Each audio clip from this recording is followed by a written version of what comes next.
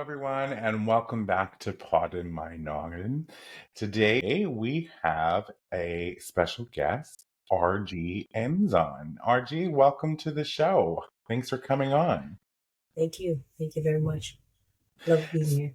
So, RG, I was looking at the form that you filled out, and I found components of your story to be really interesting and really fit into what we're trying to do here on Pod My Noggin, and this highlight stories of struggle and then people who have been able to take that and turn it around.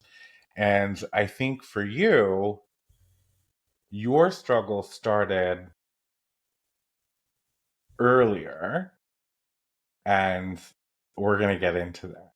So you immigrated to the US, you stated at 17. Let's talk about what was happening, where you immigrated from, and what was that choice, that decision? How did you get there? Okay, awesome. Well, I was 17 when myself and my family migrated to the United States.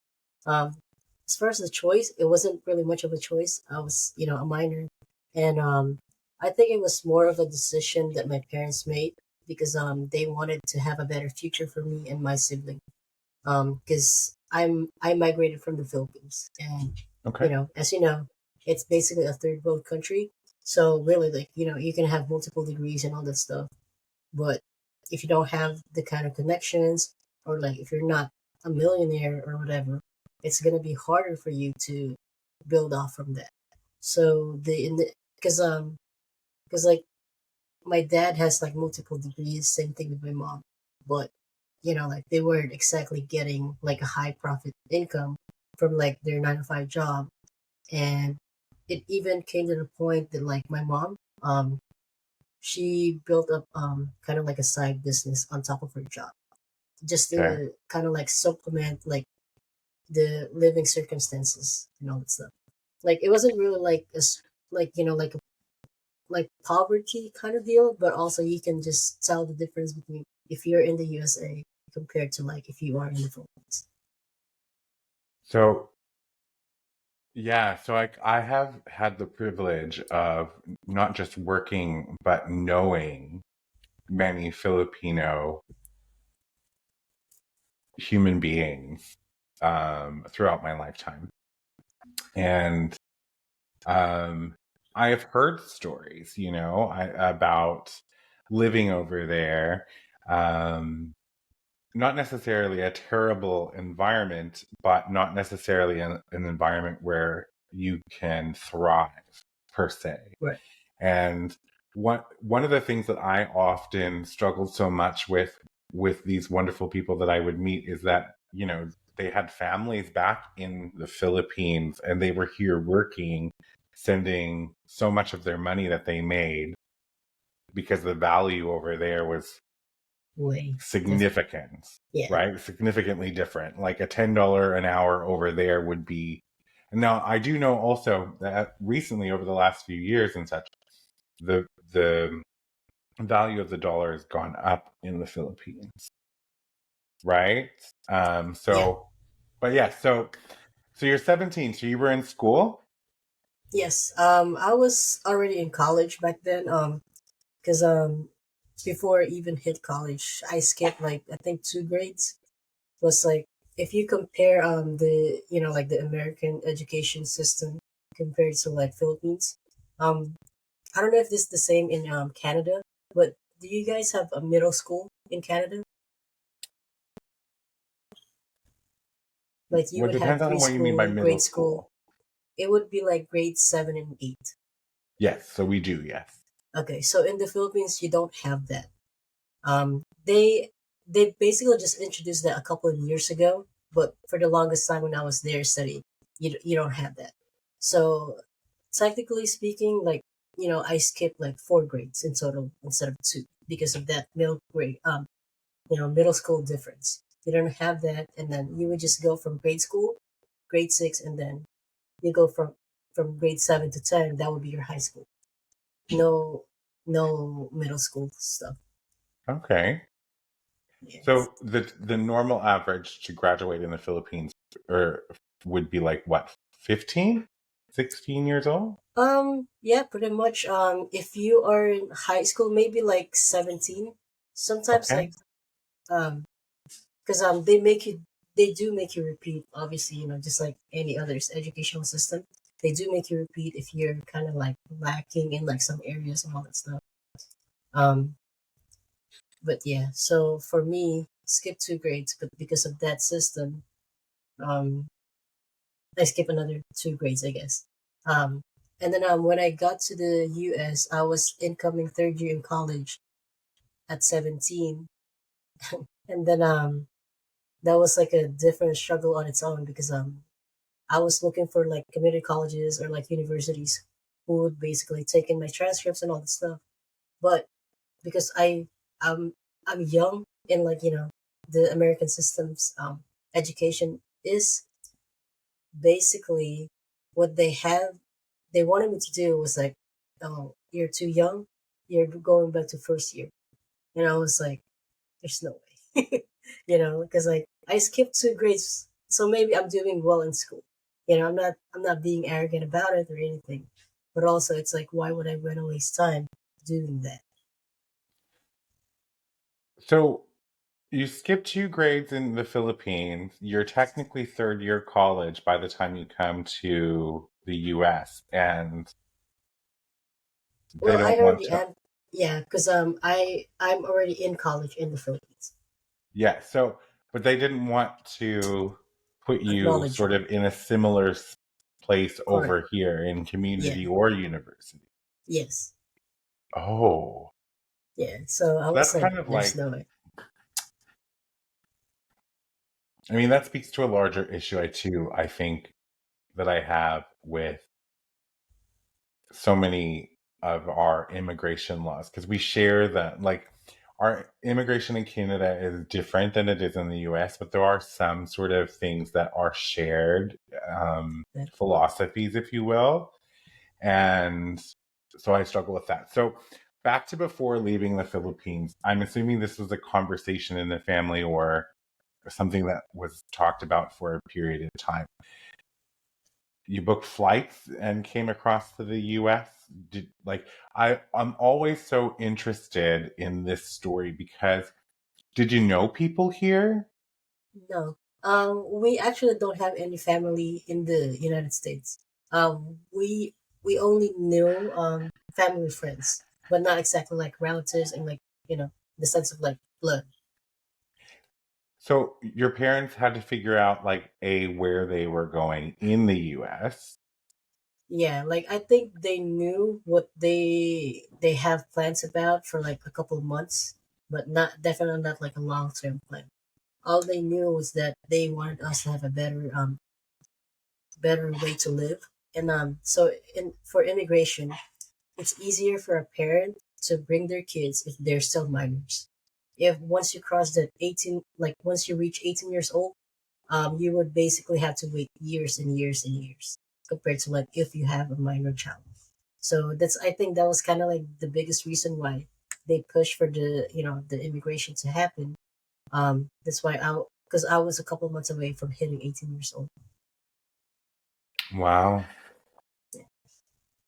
Wow. And I just find it really sort of a, like, even the thought of it just to be a bit scary, right? So for someone who's 17, was it scary for you to come? Was it exciting? Were you mad? What were your feelings I around that? I think it's definitely a mix of those feelings. Like yes, like happy definitely because it's a new experience and all that stuff.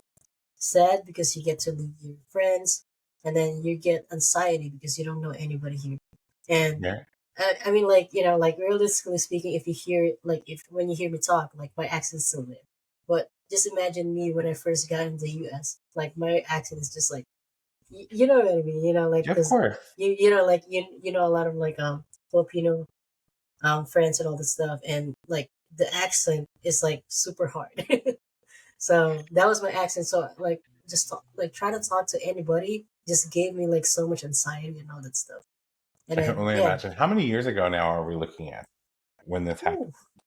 Ooh. I think like over 15 years ago. So I So think 15 years ago, you were yeah, 17. So you came here, you tried to get into college. They were saying go back to first year. I yeah, remember your reaction. It was very much like, nah. So yeah. what happened? So remember, like during this time, I'm new to the U.S. and all I wanted to do back then, because like I'm still a teenager essentially, and all I wanted to do back then was to go back to the Philippines because that's where my are at. A lot of my family is there, and honestly, like it's a comfort zone thing. Like I don't know anybody in the U.S. I don't know, like I don't like the way that you spend money in the U.S. compared to the Philippines. Like or like you whenever you just want to go somewhere, like here you need a car, and all that stuff. Mm-hmm. But in the Philippines, like you can literally walk and then you can meet your friends. You can walk and then you go to like the next, I don't know, mall or something. And if not, like there's a lot of very affordable transportation options. But yeah, so anyway, going back to the college thing, I definitely was so angry about it.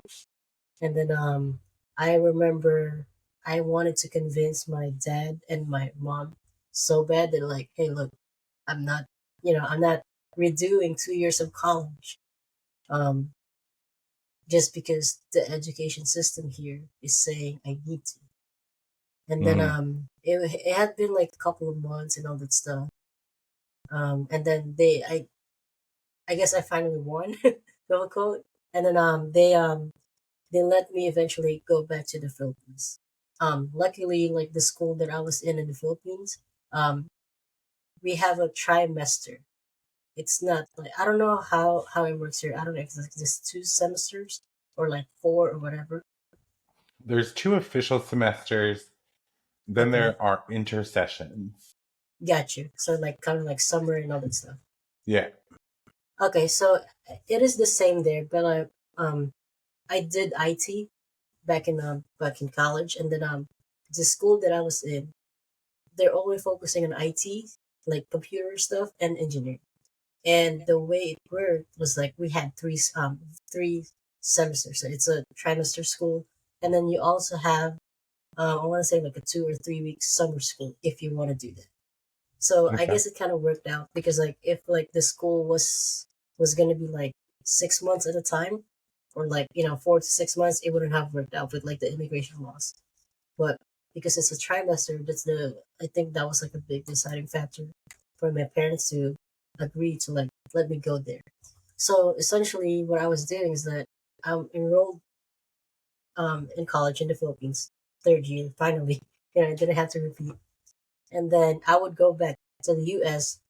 after the um school ended, Okay. and then so that I would do that every end of the semester. Um, and I know, like looking back, it sounds expensive to do because of the flights and all that stuff. But with me doing that, I think that is way more affordable compared to like you getting student loans and all that stuff. Because like I noticed, like here when you study, like you actually rack up the student loans, and it's just crazy. Well, I think it's far more expensive in the US than it is actually in Canada Really? to go to Okay. school. And then there's several provinces in Canada that have like tuition freezes. But I do know like to go to any sort of college university in the US, like you're looking at probably 60, 80 grand for a 4 year degree. Yeah, it's a lot, Whereas right? if you're going and flying back to the Philippines, that's maybe what, $3,000, $4,000 per ticket, Not like even round trip, right? like This is what I'm thinking yeah. of right now. So it might have been a lot less 15 years ago, Oh but yeah. then your dollar, like if your parents were sort of paying or helping you in that situation, then their American dollar would have stretched a lot further for Oh yeah, you to be in the definitely. Philippines. Yeah. So actually, I think what you did was genius because you got your, was it a diploma, a bachelor's or Bachelors. bachelor's degree in the Philippines and then sort of came out without debt. Yeah, definitely. Because I remember what we were doing before is because you can already know, like, like ahead of time what the schedule is gonna, when the school date will be for the starting and ending and all that stuff.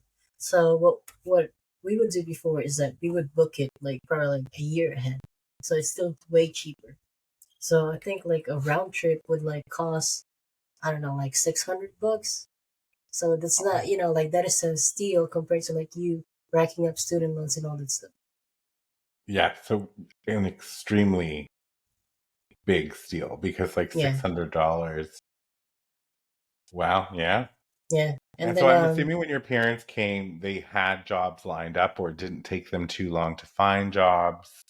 well, my Or dad was already here, so he already had a job. It was my mom who didn't have anything back then. and how long did it take for her to? I think a year or like almost a year. So it Okay. was just a little bit harder. And were But you the oldest sibling or the yeah, youngest sibling? You were the I'm the oldest older sibling. one now. And your other siblings, did they acclimate okay? Like, I think for acclimation, I think she had a better acclimation compared to me. how much Because younger she was was she? younger. I think she was like 12 or 13. So, Okay, so like so she still early had that phase of teens, like, yeah. yeah, that sort of thing. Um, so now, okay, so you came to the US. You weren't particularly happy with the education system and how they were treating you. You devised the plan to go back to the Philippines, finish out your program, and now you have your bachelor's in IT. Yep. So what's next? What happens next? So so this is the crazy part. So you remember, like, we went to like different colleges, universities even. They all kept saying, "Oh, you had to go back to first year, right?" So remember that part. Once I graduated college in the Philippines, the school that I enrolled to for that, IT degree actually follows the American standard for IT. So I had it evaluated. Um, I don't know what's like the equivalent for Canada, but here like there's like West and like different other organizations that would evaluate your transcript Yeah, one for one if it would be like against like like the transcripts in the US. So long story short, it matched one of one. So basically that, like if I would have taken the route to like to stay in the US, and then, just redo the first year, one, that would have been like the biggest waste of time because that's 2 years that I would have to redo for what? Nothing. Because like it yeah. translated one of one. And like I remember like reading like the transfer evaluation, and it says there like you have basically a bachelor's of science in information technology based on the US curriculum. So I was like, oh wow. Like so it worked out. So that was like a huge win for me. But And yeah, so like when you came back and you got it was evaluated 1-to-1, were you able to pick up work right away or? so back in college I was doing internships and all that stuff. And then the company that I did an internship for, they wanted to hire me already. So like they wanted to absorb me right after I graduated. But obviously I had to decline that because it's in the Philippines and like the plan is like for me to eventually go back to the US and find a job. But basically what I used um the projects that I did there, and then I kind of just made like a portfolio website. And then I didn't exactly do work in like a traditional 9 to 5 sense. I did more of like freelancing. Um, because back in college, like they would really teach you like programming, networking, and all this stuff. But as I was doing college, like that's when I started figuring out that that's not really what I wanted to do IT wise. But what I wanted to do was a little bit of design, Hmm. and like I guess like you could say marketing and all that stuff. So I was focusing like my free time back in college doing that, and then eventually I learned how to build my own website, all the stuff. And then I would do projects like just kind of like freelancing projects. So that's kind of like my job. So there wasn't really much of a difficult transition because I can already do that in the Philippines while I was there. Like I was already doing freelancing work, and then I would get paid in US dollars anyway while I was there. So that was pretty cool. But I think the biggest downside of like doing school in the Philippines is like your time to get your citizenship resets. Because I think I don't really remember the law, but basically you can't leave for more than 180 days. I think within 5 years. But obviously, with me going back and forth for like two years, like that reset my time. So I think the biggest hurdle back then was to get a, a job in like, I don't know, like I guess like let's say if you want to get a job at Google, you're gonna need a citizenship, something like that. But that was like, like before anyway, but now like they hire everywhere. Yeah, I think we have what's called a permanent resident Yes. card. But then before that, if you have, I, my friend is from France, my best friend's from France, and there's something before that that allowed him to work, to get a job somewhere. I think that's Um, working like a kind of like a working visa or Probably, actually, that makes sense to me. Is that his visa allowed him to work in Canada? okay. Um, so, because I think you guys is in the U.S. is green card citizenship. Yes. Okay. Yeah, and then there would be like other kinds of visa where you can be a student, you can do like religious non-profit stuff. You can do working visa and all that stuff. There's like different visas. So in your form, you had mentioned, because up until now, like you finished school, I would assume it was an extra 2 years. You were close to 20 when you came back, right? And Yeah. had to reset all the times and all of that stuff. You had mentioned that you had no credit and no direction in life. Yeah, definitely. Talk about Because that. so like after coming back, I was like, oh, awesome. Like job easy to get, whatever. But like now you're an adult essentially. You're no longer living with your parents and all that stuff. I mean, I did for a little bit, and then I eventually get a job and all that stuff. So moved out. No, but like let's say you want to buy a car. What do you need for that? A credit check. Mm, You want to get a credit card, build up your credit.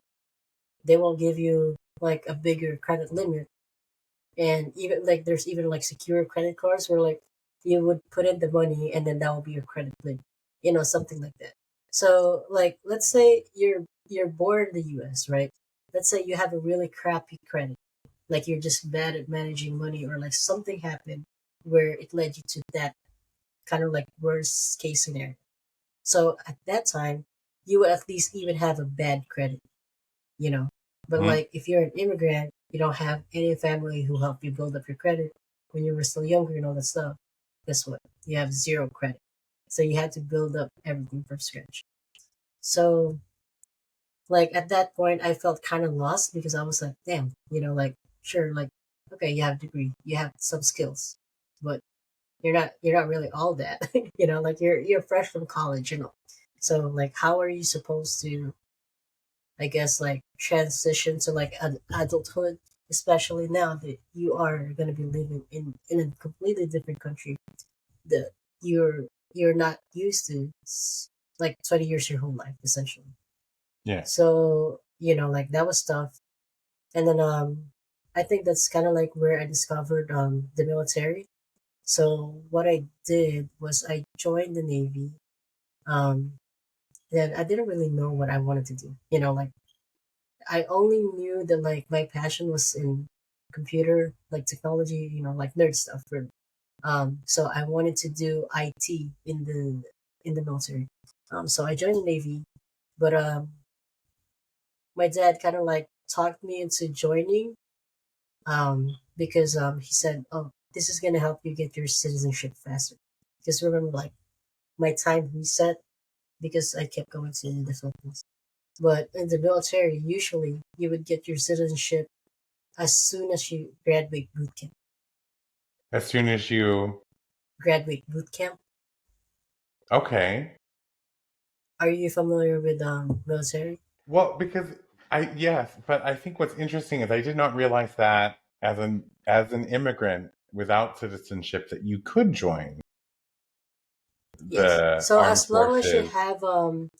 as long as you have a green card, which basically means that you are a legal, um, not illegal, a legal resident in the Yes. United States, you can join. But obviously, if you don't have that kind of paperwork, you can't join. And Okay, then that makes sense. basically you would join, right? And then the reason why they expedite your citizenship is because one, you have to um show and like prove your loyalty to the United States because you now have become an asset to the United States. You're no longer a person essentially. What you are is a government asset, and you Yes. cannot be an asset if you are a citizen of another country. Mm-hmm. So basically, the reason why they expedite your citizenship is one, you can't exactly be stationed to a lot of commands without a citizenship. Why? Because if you don't have a citizenship, you won't get a secret clearance, a top secret, or any kind of clearance. Because that requires citizenships, and you can't pledge your allegiance to the country if you are legally um if you are le- if you are legally a citizen of another country. This makes So sense. Yes. that's why they expedite it. So I thought, oh wow, that's really cool, because like my dream when I was younger was like, oh, I want to work for Google and stuff, or like I don't know, like some kind of like programming job, where like you deal with like large database models, where like you're like I like to think that like I want to do enterprise stuff compared to like small to medium sized business um applications, if that makes Okay. sense. So that was ultimately like the goal when I joined. Like looking back, it's honestly selfish because like I wanted to get my citizenship so I could get my clearance, and then basically kind of like speed it up. But But selfish maybe, but I'm assuming you did join, you got accepted, you did your boot camp, you got your expedited citizenship, yes, and then you carried out, I think it's 4 years. Is it 4 years that you have to yeah, do? And did I'm you still stay in. beyond that, or did you just do the Yeah, one? I'm still active duty right now. Oh, you are. So I did not know Yeah, this. So you are yeah. a Navy, not a Marine. Marine? Navy. I'm Navy. Navy. So, okay, so like this was not on your form, and I think that this is really interesting. So you joined the Navy, but like, so you went through boot camp, which I know is definitely going to be really hard. But then, like, where did you get placement in the Navy? Um, the first one I was stationed, what is it, in Virginia, and then Okay. eventually I got a station in California, and then the next one was like what, Guantanamo Bay. Oh, Yeah, and then I came back basically. okay. So I mean, like Virginia, California, pretty chill, like Yeah, yeah, and stateside. then Guantanamo Bay, yep. like that must have been different, Oh yeah, right? definitely. And what was your role in the army? Was it computing or? Actually, since when I joined, I didn't get like I wasn't a citizen, so you can't be an IT if you don't have that. That is one of the requirements. Like you need to be able to possess a clearance, but you can't if you don't have a citizenship. So initially, um, I applied for a job where it does not require for you to have a clearance per se. Okay. Um, so because like otherwise, like you would come in as an undesignated sailor, which means you will be working like odd jobs until you figure out what you want to do and all that stuff. But luckily, when I was picking a job, um, so you would meet with the classifier. That's what we call them. And then this classifier will tell you, okay, this is your options based on your score when you did your test. And then one of the options, and then I remember I was like, well, which one is it that you're on your computer a lot? Because I like computers. And then because he already explained that I can't do IT because of the citizenship and clearance issue. So I was like, okay, what is the next good thing? And then it's basically about finance and HR. Okay. So basically that's what I did. And then looking back though, like honestly, I feel like that's like the best thing that could have happened because like IT in the Navy is not like IT in the real world where like you're I don't want to say you're not changing stuff for the better, but you're also what do you call this? You're not doing advanced stuff per se. You're Like not you're designing. limited.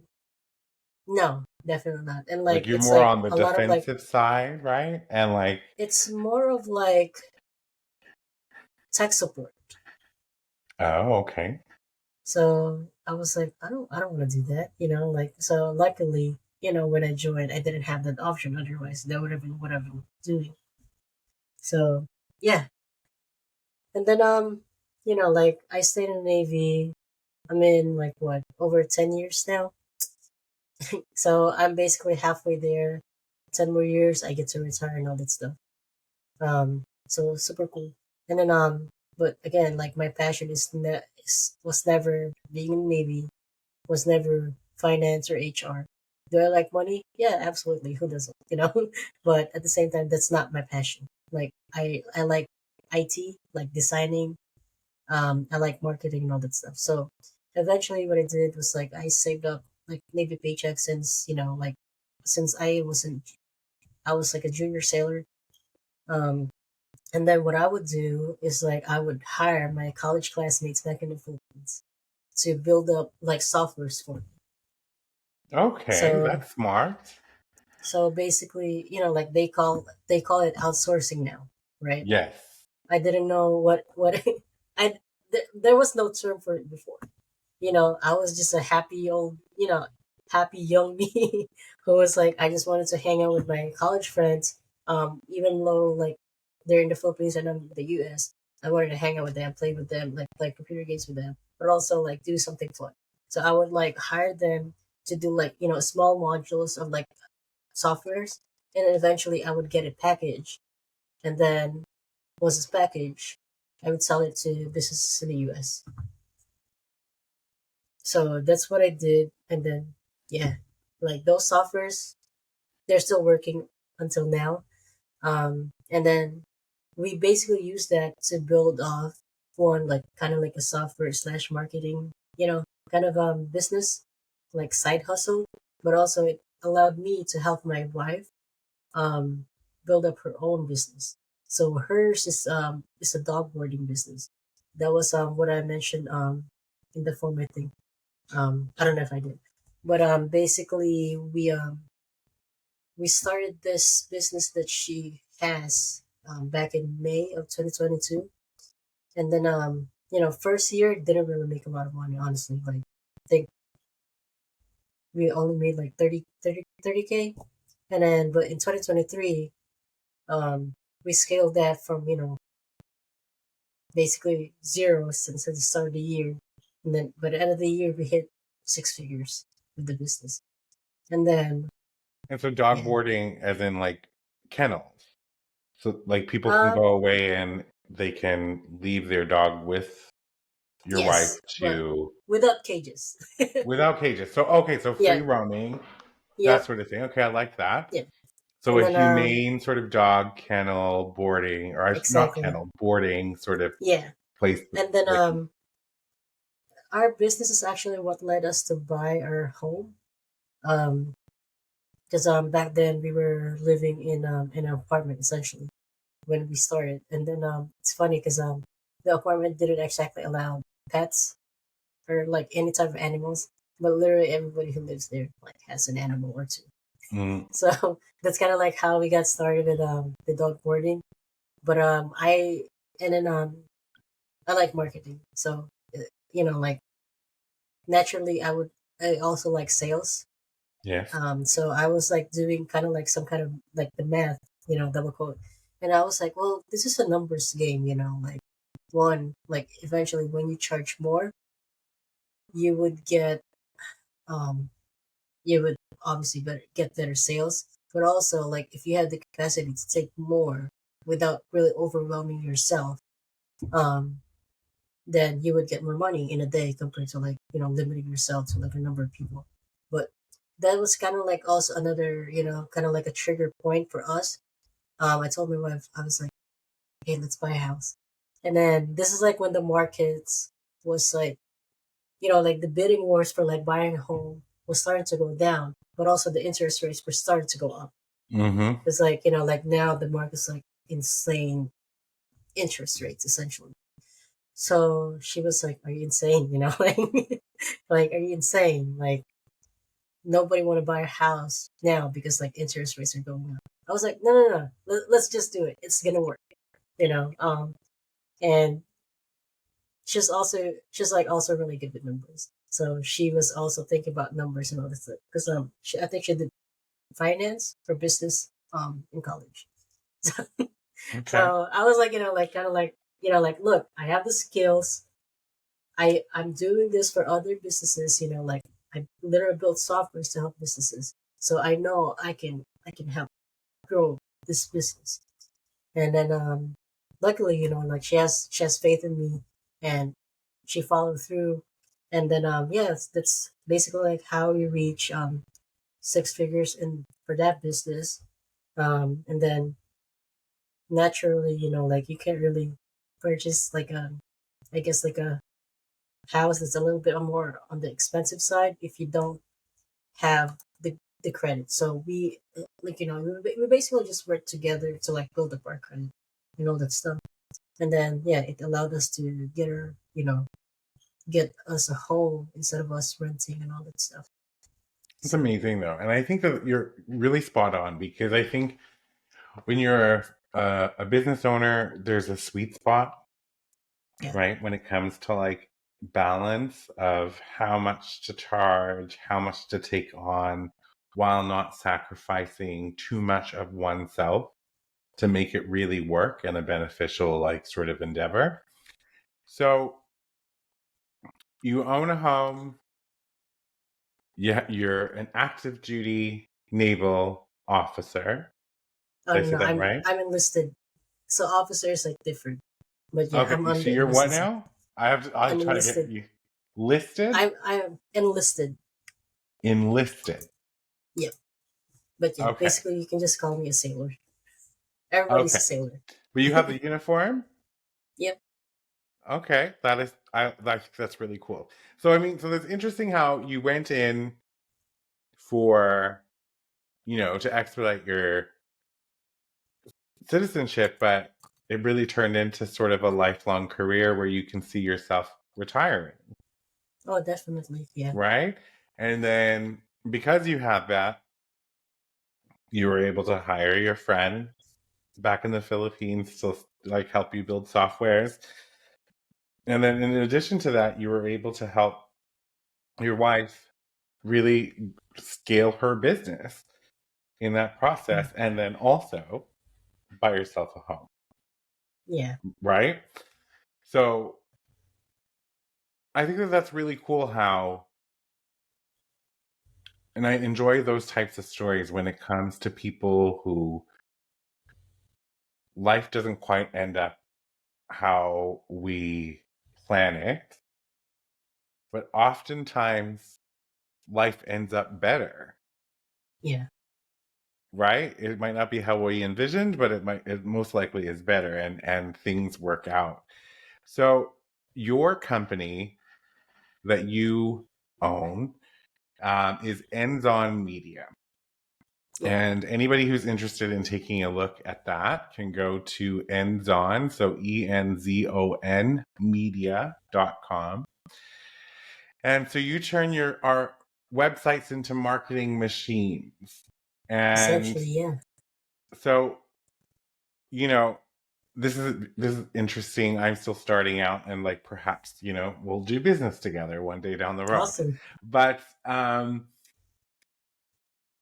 for anybody who's listening who wants to, because you do a lot, actually. You do website design, SEO, reputation management, digital punch cards, which I don't know what that is, and then accessibility compliance. Yes. um, so you do actually offer a full suite with your business. Yeah. So, you know for anybody looking to have websites designed, if you go on this website, handsonmedia.com, you can see their portfolio and the different organizations that they've worked with. One caught my eye, and that was Terry, right? And I'm like, oh, that's really pretty. Like, I like the background, I like, that sort of thing. But then one of the things that I find, and I think I told you right before we started filming, is I'm technologically inclined enough to be able to like use stuff, like use softwares, that sort of thing. But I'm not technical in the sense of video editing very well, or like, website editing or things like that.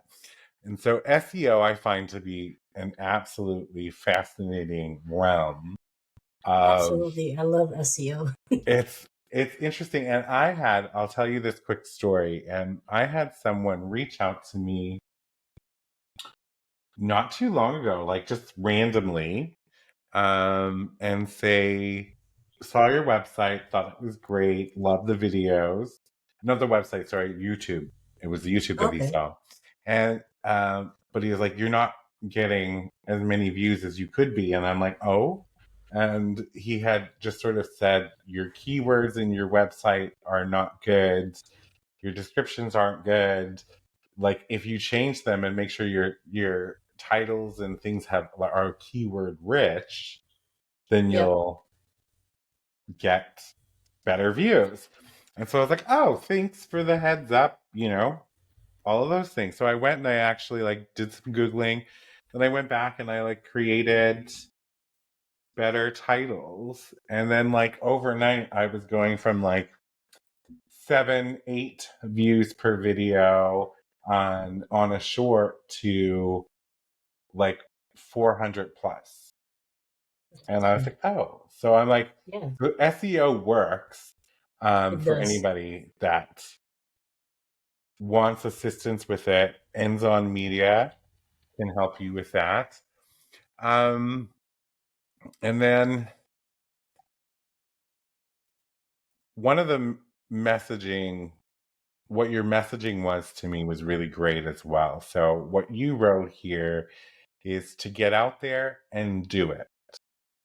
Even small steps can help you achieve your big dreams. Never stop achieving your dreams, and do not be stuck in, and I love this, analysis paralysis. That's So perfect. tell us about that. Well, I think like it's more of a message to myself than everyone else, because like I tend to like do a lot of research, and then sometimes like I would have like things that like I'm really interested in doing and all this stuff, but then I keep doing research and all that stuff. So you just keep analyzing and all that stuff, and then you end up not taking action. And like there are things that I eventually took action on, obviously. But also, like, when you get stuck in that kind of like limbo, you're never gonna get ahead because you're always just gonna think, oh, what if, oh, what about this, all that stuff. Instead of you just doing it, and all that stuff, taking action. Because like a lot of times, like when we start something, we get passionate about it. We have like a big, you know, big chunk of like curiosity in us. But like your curiosity will eventually turn into anxiety with you asking way too many questions in your head instead of you just doing Overthinking it. it, and then because like once you take actions, like the problems that you're thinking that you might encounter, you end up not encountering even. Like it's just all in your head kind of thing. And I think like it just came from like me being in the military because like in the military like you have to be decisive. Especially like if you're deployed and all this stuff, like you can't act like, oh, I have 30 days to think about this. You don't. Like your time is now, kind of deal. Like so. I think like being in the military like taught me that. So to me, like if I say, and like I do this to myself a lot, where like let's say, okay, so let's say like we're doing this podcast, right? Like Yeah. before doing this, I was like I am a big introvert, like I don't really like talking to people and all that stuff. But I made a Facebook post on my profile. I said I'm gonna do 100 podcast shows. I want to be in 100 different podcasts. Like I don't know how this is gonna help me down the line and all that stuff. But to me, that is the way for me to one, share my story, to connect with new people, and three, to like get me out of my shell because I'm a very deep introvert, and like me talking to people helps me build up my confidence, all that stuff. So like had I not start doing that, like I would still be thinking, oh my god, like I'm having this anxiety, like but what if I fail, all that stuff. Instead of me just doing it, like I started this goal like a couple months ago, I think like last year, and I think this is like 11th or 12th podcast now. So, it's still a long way to go, but it's starting, small steps, small wins, get to bigger wins. So, You said that was sort of more of a message for you, but I think a lot of people can relate and take away from that because we all have hopes and dreams. We all tend to fall behind fear or anxiety. Just do it. yeah, You're definitely. never going to be perfect the first time around. You're never actually going to be ready, right? Like, and there's never going to be perfect timing. Never. It doesn't Always exist. something. Yeah. You just got to throw yourself into the mix. And so, Yep. like, I get that because, this is my 20th podcast ever. I It's awesome. started this See? year. So, and it's something I've always wanted to do, but fear and anxiety and analysis paralysis It creeps up on you. was real in here. And so here we are, right? And it for I can tell everybody, and I think you could say the same thing, is that when you do something and you just keep doing it, it gets easier. Yeah. And you become better at it. Absolutely. Absolutely. Thank you so much for Thank being a you. guest on my show, Poddin My Noggin. Anybody who wants to check out Ends on Media, I will link it as well. And yeah, if you need SEO help or website design, RG is the place to go. So Thank you. until next time, get out there and live your wildest dreams. And thanks for tuning in to Poddin My Noggin.